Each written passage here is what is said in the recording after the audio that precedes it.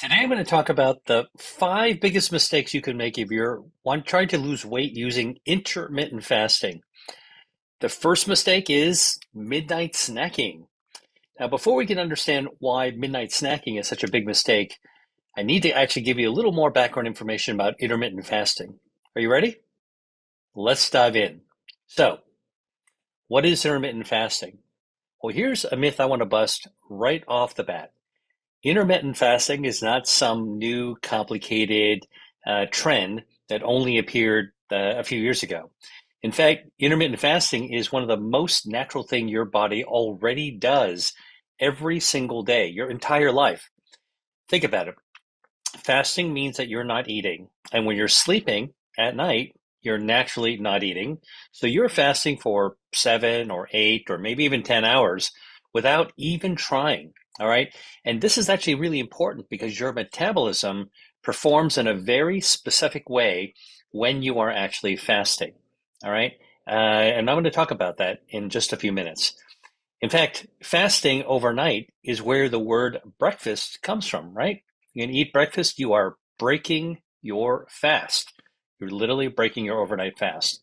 So, intermittent fasting is something that we do naturally, but if you want to actually use it for health, to lose weight, to optimize your metabolism, to fight harmful body fat and get rid of excess body fat, the way you do this is by extending your natural fasting period. All right. So whatever you're doing during sleeping, you extend it on both sides of the equation, kind of like taking a bookends of a bookshelf and just stretching them out and adding a few more books in between there. All right. And the way to do this is actually to work on your last meal of the day, which is dinner, and your first meal of the morning of the next day. All right. The longer the gap between the meals, it gives your body more time, the bigger opportunity to burn down its fuel, because that's actually what happens during fasting. All right. It taps into your body fat. So while you're sleeping and fasting, you're actually burning down fat. Pretty amazing, right? You're sleeping and burning down fat. You're not exercising. That's actually how our body is hardwired. All right. So when you're fasting, it not only burns down fat, it also resets your metabolism. Part of this is the fact that when your insulin levels are low, meaning that you're not eating, so insulin level naturally goes back down. Insulin is the hormone that your pancreas produces to be able to draw energy from our food into your cells. When you're not eating, insulin levels naturally go down, and that over time, that actually switches your metabolism into a gear, kind of like in a race car. You switch gears from fuel storing mode, which is what insulin actually does, helps you store fuel, into fuel burning mode. So literally you are switching gears, you're switching your metabolism from storing energy to burning down energy when you are actually sleeping. And the great thing is, by the way, intermittent fasting isn't a one size fits all approach. There's actually no strict rules about how long you have to fast to get the benefit. Just sleeping. Okay. And you want to get good deep sleep because that's the other thing is that the kind of metabolism fat burning, all right, the optimizing your metabolism, that actually happens when you get good deep quality sleep. So, waking up every few hours, whether it's going to the bathroom, whether it's checking your email, insomnia, that doesn't count. You want to get really, really good deep sleep, which is why we talk about sleep being so important. All right. But first, I want to talk a little bit about how to actually extend your natural fasting period. Now, some people might want to naturally extend their overnight fasting period by skipping breakfast, right? And that's an easy way to go from, let's say, 8 hours of fasting to being able to, let's say you're sleeping 8 hours, 8 hours of fasting, to be able to extend it a little bit further. If you wait an hour after you get up before you eat breakfast, you've just gained an extra hour of fat burning. All right. Now, here is where the key for not eating a midnight snack comes in. All right. When you eat dinner, all right, you're eating food, your insulin rises, your body is still, from all day long, still in fuel storing mode. Okay. Your metabolism isn't able to burn fat, it is focused on storing all that energy. Right. Now, when you're done eating, if you're done eating, then your insulin levels come down. Then your body's going to say, "Oh, I guess we're done storing fuel. Let's switch gears to fat burning mode. So pretty much happens once your insulin levels go down after eating a meal. All right. Now, the fact of the matter is that if you are eating a midnight snack, one of the things that you've actually done is you've actually interrupted your fasting period. Because let's say you eat dinner at 7 o'clock and you get done at 8 o'clock. All right. Some of you may have heard me talk about this before. You put your dishes away. Now your body is actually saying, all right, I guess we're done storing fuel. Insulin levels come down. You get ready for bedtime, and now you're into fasting mode.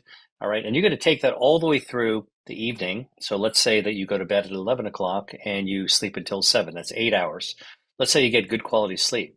All right. You're going to get 8 hours of fasting from your sleeping time. But if you actually don't eat after you put your dishes away, then you're going to gain those extra 3 hours from 8 o'clock to 11 o'clock, if 11 o'clock is the time you go to bed. I know you might go to bed later or you might go to bed earlier, but you get the point.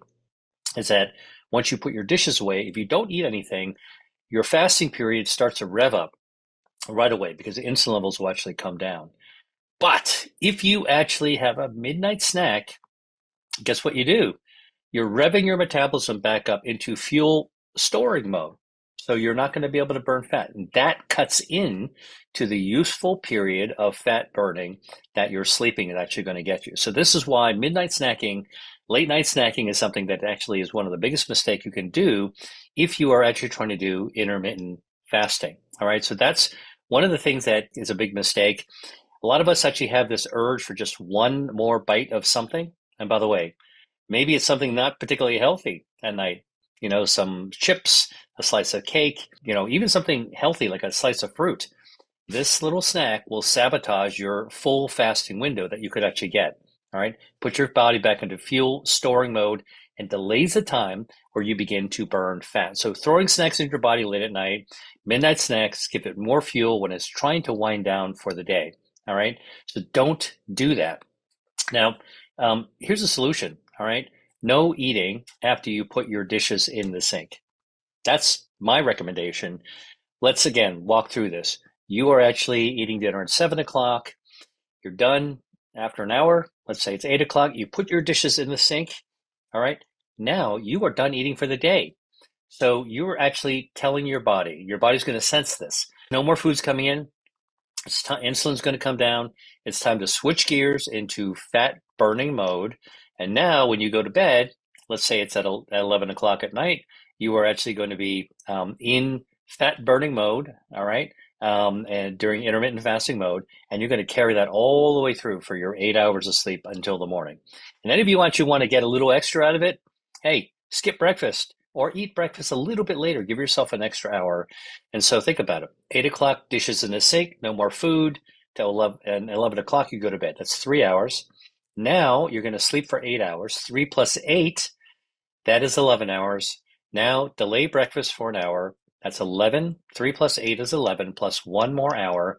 That's 12 hours. And that's how you actually take 12 out of the 24 hours of your day to be in metabolic intermittent fasting, fat burning mode. So don't eat midnight snack. That is actually a mistake. By the way, the other thing that actually happens, you got to realize while you're intermittently fasting, other things are happening.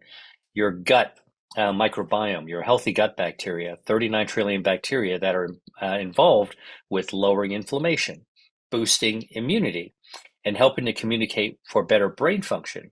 During sleeping and fasting, those systems, your immune system, your gut health, are also resetting. So you're getting a fresh system for the next day. It's kind of like, cleaning up after the day, all right? And you're going to get ready for the next day, clean up everything like at a restaurant. After the restaurant closes, no more food, right? The kitchen staff is going to wipe everything spick and span, ready for the next day. That happens in your gut. That happens with your immune system. And by the way, an extra little bonus is that while you are sleeping and fasting, other things are actually happening. There's something called autophagy. Autophagy sounds like a complicated word, and it's actually a scientific word that basically says that your body is cleaning up old, dead cells. The cells that are not doing the same job that they used to, they need to be cleaned out and replaced. Autophagy is a cleaning up, kind of the spring cleaning that occurs while you are fasting as well. So Mother Nature has actually designed our bodies in a really clever way. When we are sleeping, we're actually quite active. We're cleaning up our dead cells. We're also draining any toxins out of our brain through the sewer system called the lymphatic system. I made another video about this if you want to check it out. It's actually burning down extra fuel, burning down extra harmful body fat. It's resetting our gut. It's actually helping our immune system reboot. So sleeping is really important. Fasting at night and not eating a midnight snack is something that you can really do that's important for your health. All right. So that is one of the things that I want you to remember.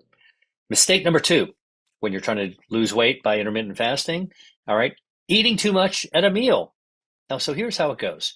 You're intermittently fasting, all right? So you're extending the time that you're not eating. So naturally, you're going to be hungry when it is time to eat.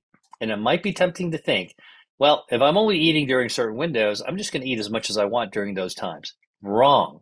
Absolutely not. You do not want to overload your calories during the eating time. All right. So your portion control is actually really important. We're going to talk about portion control in a second.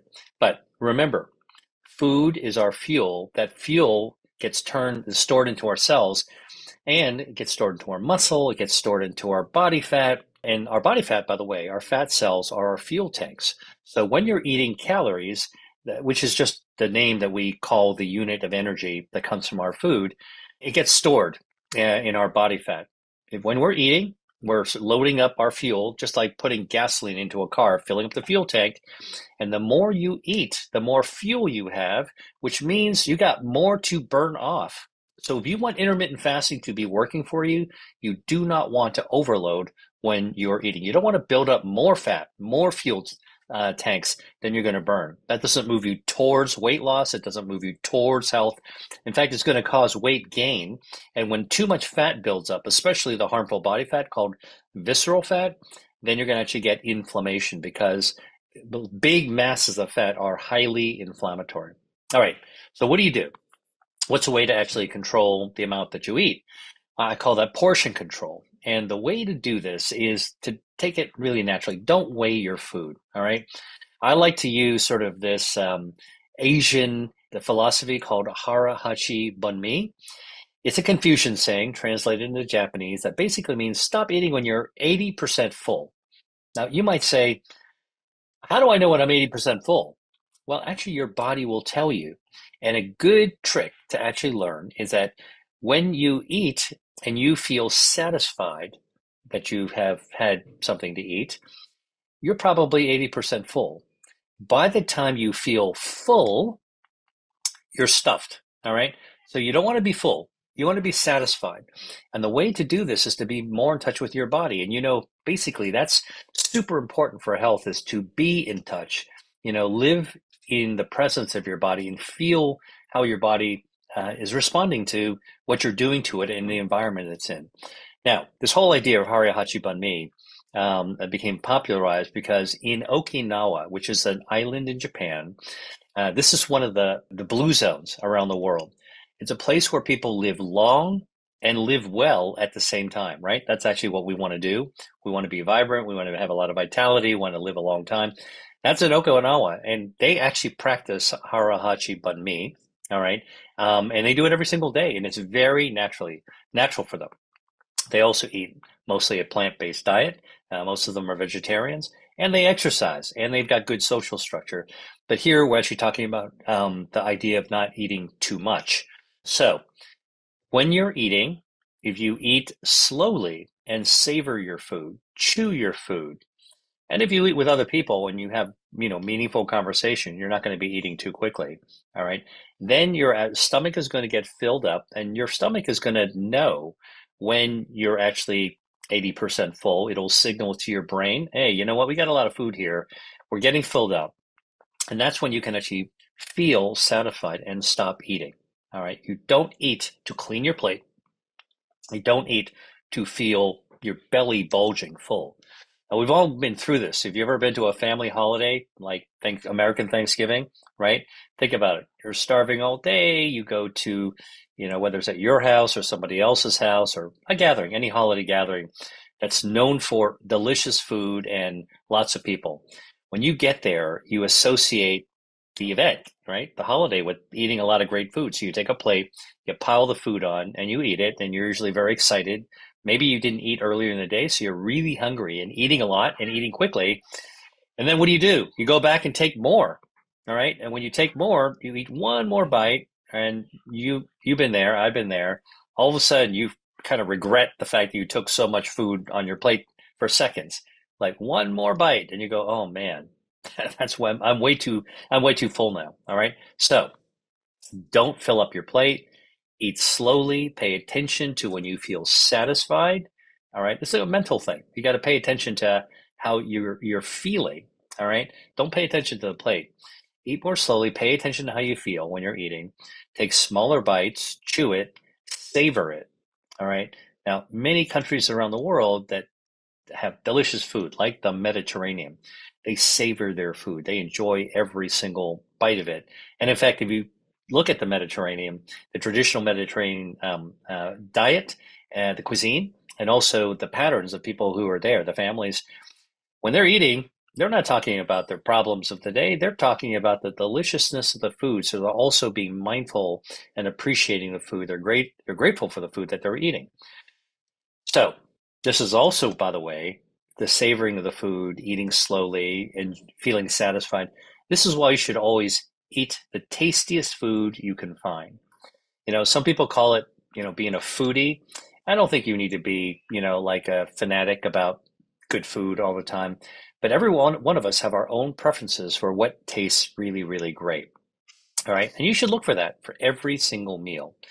Now, the other little tip for, eating to the point that, you're 80% full is between bites. Don't just keep shoveling food in your mouth. Between bites, ask yourself, am I still hungry or I'm just eating because there's food in front of me? At some point, you're going to feel like, you know what? I'm pretty satisfied. I can actually put my fork down and I'm good. And you should try doing that sometimes. You put your fork down, it's not in your hand. That's actually a good prompt for you to maybe push back a little bit and you can actually stop eating. All right. A lot of times we don't realize when we are actually consuming calories to the point where we have overeaten. So don't clean your plate. Be mindful. Listen to your body when you're actually satisfied and not when you're actually feeling actually full. All right. Now, portion size is another issue. Okay. And I'm going to tell you, like, whether someone at a restaurant serves you a big plate of food or whether you serve yourself from, like a plate that's being shared around the table. I can tell you there's a phenomenon that's I call the all you can eat phenomenon, right? And this is basically where there's no limit, got a lot of options. You kind of feel like you should pile up your plate and you should eat more. Nothing could be further from the truth. If you've ever been to a buffet at a casino or anywhere where they actually have big, big piles of buffet food, more food does not give you more satisfaction. This has been studied, and it certainly doesn't give you more health. So here's what you do. You should actually take a smaller, if you're at a buffet, all right, take a smaller plate. I know they serve big plates. Actually, some smart buffets actually only give you small plates, so you're not going to eat as much food. But that's the trick. Take the smaller plate. Take the dessert plate. Take the bread plate for if you have a choice, and then take little bits of food to put on it. It sounds simple, but it really works. And studies have shown that when you eat from a smaller plate, you're likely to eat less, but still feel satisfied. All right. Now, it's a little bit of a brain trick because when the brain sees a big plate, a full plate, it wants to eat it all. But if the brain sees a smaller plate being full, it actually thinks that you're going to get more food than you actually are. All right. And then finally, I got to tell you about not overeating. You've got to quit the clean plate club. That's a big mistake if you're trying to optimize your intermittent fasting and you feel like you've got to clean your plate. I know our moms all told us, and maybe the lunch lady in grade school told us, you got to clean the plate. All right. Don't waste food. All right. You got to know something. The Clean Plate Club is an outdated concept. It was developed during World War One, and it was to encourage people not to take too much food, not to add a ton of food and eat it all. It was just sort of whatever you're taking, don't take too much. And if you're going to take whatever you're going to take, do make sure you're eating it so there's enough food for everyone. All right. So somehow, after the wars, and we had more abundance of food, that Clean Plate Club got translated into pile up your plate and finish it all. Don't worry. Take less. Don't finish it all. When you're feeling satisfied, even if there's some food left over, it's okay. Don't finish it. All right. And next time, just take a little bit less. Here's another thing. You can kind of judge yourself on this. If you are eating and you kind of realize that after you eat on a regular basis, you're feeling sluggish, you're feeling a little bloated, you're feeling uncomfortably full, that is a good sign that you're eating too much. All right. And you got to go back and say, am I cleaning the plate? Am I getting seconds? Never take seconds. All right. Do you have this all you can eat mindset? Don't do it. All right. Switch your mindset to eating until you're satisfied, 80% full, then step away, step back. All right. That's one way that you're actually not going to overload your calories when you're eating and then make intermittent fasting less effective, because intermittent fasting is going to be burning down that extra body fat. But guess what? When you're eating, if you overload, now you got a problem, because now you're like sort of one step forward, and then overeating takes you two steps back. You got so much more body fat to burn down, too much more fuel to burn down. All right. Mistake number 3, let's talk about this, eating ultra processed foods. Now, everybody knows by now that ultra processed foods are not good for your health. And I'm not going to go into every single reason that it's not good for your health, but if you're going to actually go to the effort of optimizing your intermittent fasting, don't set yourself back by eating junky food, junky ultra processed foods. Listen, you know what I'm talking about. Chips, candies, snacks in a bag from a factory, anything that's fluorescent colored, sugary, artificially spiced, factory made cakes and cookies, frozen foods that you have to like toss in the microwave to nuke and heat up. Look, these are things that most of us grew up as part of our daily diet. Like, I'm the same way as you. I grew up that way as well. But those are actually all ultra processed foods, and they're not good for you. In fact, they set you back if you're trying to intermittently fast. And I got to also tell you, there are now companies that are producing so-called healthy ultra processed foods. But here's the trick. Just go ahead and look at the ingredient label. And if you look at the ingredient list on the side of a box or a bag or a can or a jar, and you see a bunch of words, ingredients that sound like they belong in a chemistry lab, that's your red flag that this is probably an ultra processed food. You don't need to be a scientist to know what all these chemicals do to you. You should assume that they're probably not good for your body. All right. Now, I got to tell you why these foods are such a problem. For one thing, it's been shown that ultra processed foods, eating ultra processed foods, all right, disrupts your gut microbiome. Remember, the gut microbiome are the healthy 39 trillion bacteria that normally live in our gut, inside our colon. All right, that's the lower part of our gut. They live in an area of the colon called the cecum, C-E-C-U-M. It's right by the appendix. These healthy bacteria do us a world of good. They really help our health. They lower inflammation. They improve our immunity. They streamline our metabolism. They help us heal faster from the inside out. They text message our brain to keep us in a good mood. All right. And they make us insulin sensitive. All right. When you eat ultra processed foods, you're eating all these chemicals, the science lab, the chemistry lab we talked about, and these can actually damage your gut bacteria. You damage those bacteria that are responsible for lowering inflammation in your body, what's going to happen? Inflammation is going to go up. That is not what you want if you want to actually be healthy. And it's also not going to help you, because damaging your gut microbiome also damages your metabolism, which makes it hard in your insulin sensitivity, glucose sensitivity. And now you're actually not going to be able to burn body fat the same way when you're intermittently fasting as well. All right. So here's a little tidbit you need to know. How do you know when you've got good gut health? Well, there's a lot of ways. Most of us who are walking around normally feeling okay in our gut, And then sometimes you feel like, oh man, I feel crappy, I feel gassy. You might have some diarrhea or loose stools, or you might be constipated and you just feel bloated. All right. Those are all signs. Those are not just general signs. Now we know they're probably signals, like signal flares, distress flares that your gut's sending saying, gut microbiome's not doing so well. Well, as a researcher, I can tell you we're beginning to actually figure out ways to tell whether or not your gut microbiome is in good shape or not. And a simple way is seeing if your gut bacteria are diverse. What does that mean, diverse gut bacteria? Well, you got a lot of different species of bacteria. So think about your gut microbiome as an ecosystem, a neighborhood with a lot of different types of bacteria. And as you know, a good, healthy ecosystem's got a lot of different types of organisms in it, like a neighborhood. A good, healthy neighborhood is usually pretty diverse, not the same people all the time. You've got people of different, stripes all working together. It's a much richer, healthier neighborhood to have diversity. And good, healthy gut microbiome is very, very diverse. Now, studies have shown that when you eat ultra processed foods, you know what happens? You decrease the gut diversity. In fact, one study showed that you can decrease gut diversity by eating ultra processed foods by up to 40%. That's huge. All right. And when you decrease that diversity, you're decreasing the functionality, the benefits that you get from good gut health as well. All right. So that's why I'm actually saying that the diversity of the gut is crucial. Eating ultra processed foods actually can wreck the diversity. And what do you end up with? You end up with increased inflammation. You end up with less optimal metabolism. Glucose sensitivity is not going to be quite so good.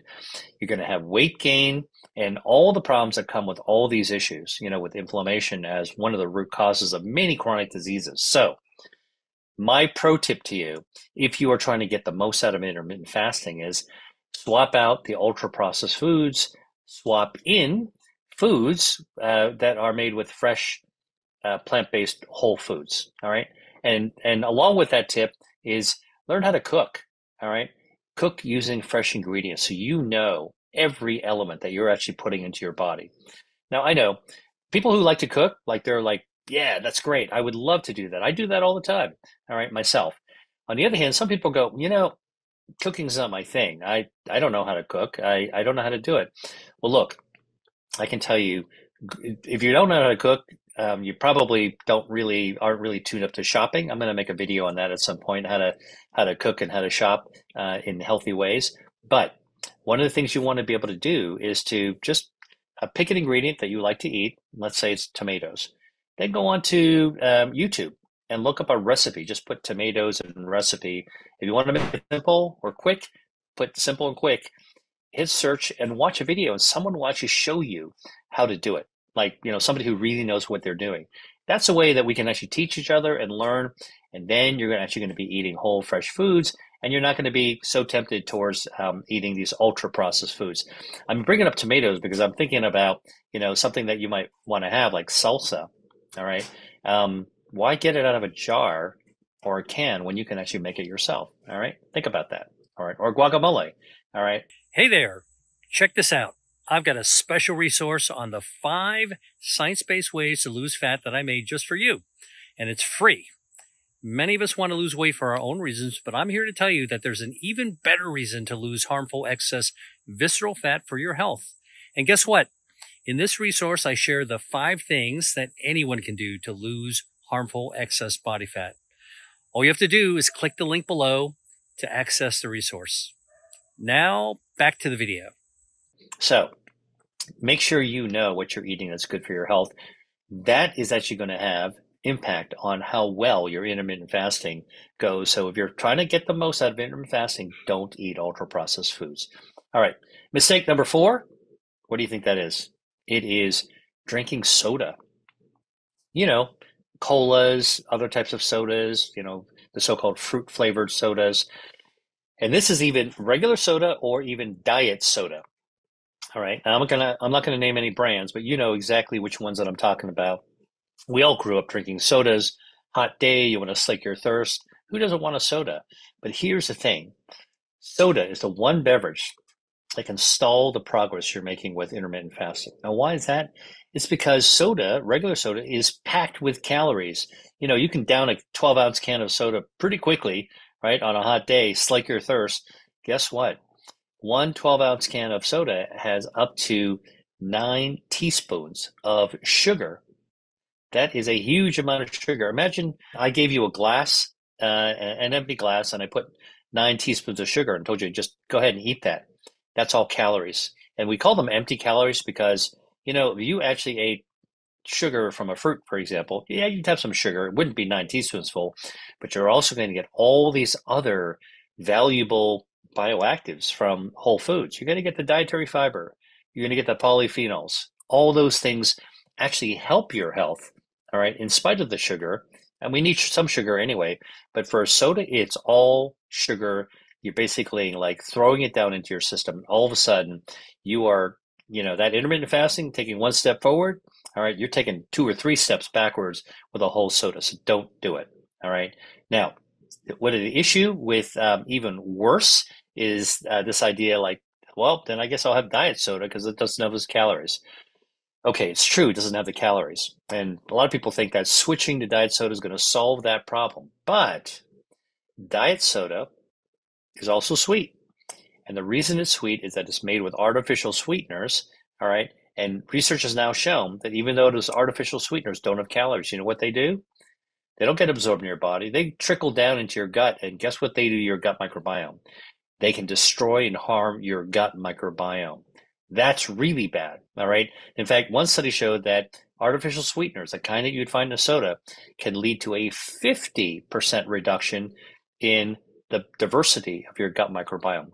50, all right? That's a huge amount. That's not what you want to do with artificial sweeteners, all right? And I don't care if that's an artificial sweetener for your soda, in a diet soda, or even in your coffee. Don't do it, all right? Okay, so when your gut microbiome's out of balance, again, you're going to be losing your ability to lower inflammation. So inflammation goes up, not good for your health, and your metabolism is going to be derailed, and now you're going to gain weight. All right, and that's actually setting you back from what the goal of intermittent fasting is. Again, this video is about what are the mistakes that are made when people actually want to get the most out of intermittent fasting. All right, now I want to give you kind of a recommendation for a substitute if you don't want to drink a soda, all right? And I call it the Holy Trinity. I read about this in my book, Eat to Beat Your Diet, all right? The Holy Trinity of beverages are, get ready for it, water, tea, and coffee, all right? Water, tea, and coffee are the Holy Trinity of beverages because they all can help you burn excess body fat, all right? All of them. Water, even water, actually, when you drink water, actually prevents you from overeating. It turns on fat burning. Tea has catechins, polyphenols that turn on fat burning and improve your gut health, which helps to burn fat. Coffee, same deal. Chlorogenic acid in coffee can help you burn body fat as well.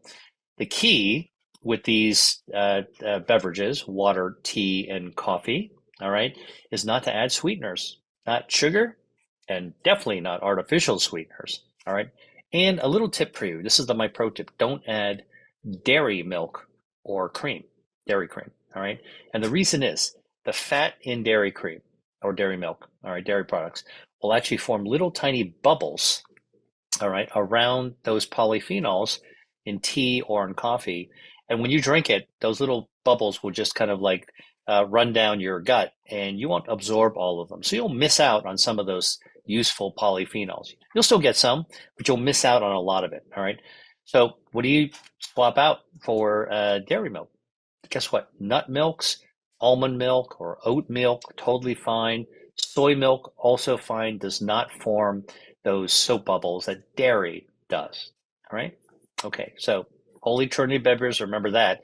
That's great for helping you optimize intermittent fasting. All right, what's the fifth mistake that I want to talk to you about today? And that is not being physically active. All right, the couch potato, the sedentary lifestyle. All those things that we're not supposed to do. Well, listen, movement, exercise, being physically active helps you burn calories. And remember, intermittent fasting is burning down extra body fat. So if you're trying to get the most out of intermittent fasting is going to be burning down fat. You want to actually help the body burn down fat by being active. You're actually going to be boosting metabolism, and you're going to be aiding the intermittent fasting during the day when you're awake. Because don't forget, if you're sleeping when you're intermittent fasting, you're burning down while you're not moving. When during the day, move it so you're actually not going to be building up so much body fat.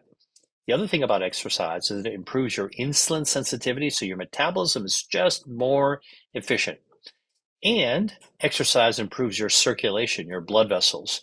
Okay, the blood going through your blood vessels makes your blood vessels, your vasculature, and the endothelial cells, that's the lining, the cells lining blood vessels, a lot healthier. And those blood vessels, by the way, are delivering not only oxygen and nutrients to all of your organs, but they're also delivering the hormones needed for a healthy metabolism as well. Now, here's the thing. I'm not telling you you got to join a gym. You don't have to hire a trainer. You don't have to buy expensive exercise or workout equipment. You can just stay physically active by doing something simple, like taking a 30-minute walk after dinner. Most people can do that, all right? I don't care who you are. You can usually afford take 30 minutes out of your day. But you can also find, other ways to add movement into your day. Choose the stairs instead of the elevator, or park a little bit further away from your office or the store when you go to the grocery store. The clinical research backs us up that even moderate physical activity like walking can lower your risk of developing chronic diseases. That lowers inflammation, burns down extra harmful body fat, visceral fat.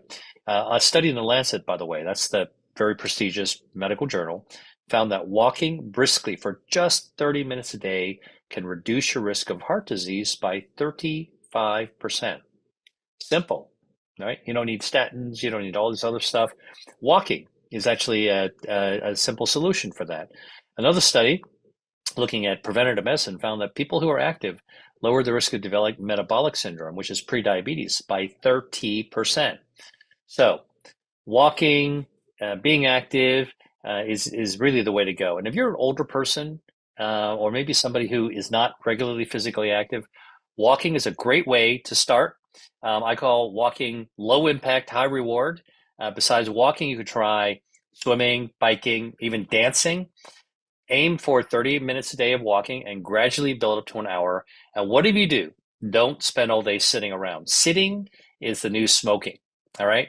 Small bursts of activity, standing up, walking around, stretching, doing a quick set of squats, all those things can make a difference. If you want to get the most out of intermittent fasting, I hope you've learned something from this video. Thanks for watching, and I will see you next video. Dr. Lee out. Hi there. If you enjoyed watching this video, I know you'll love the next one. Stay here and check it out, and I'll see you there.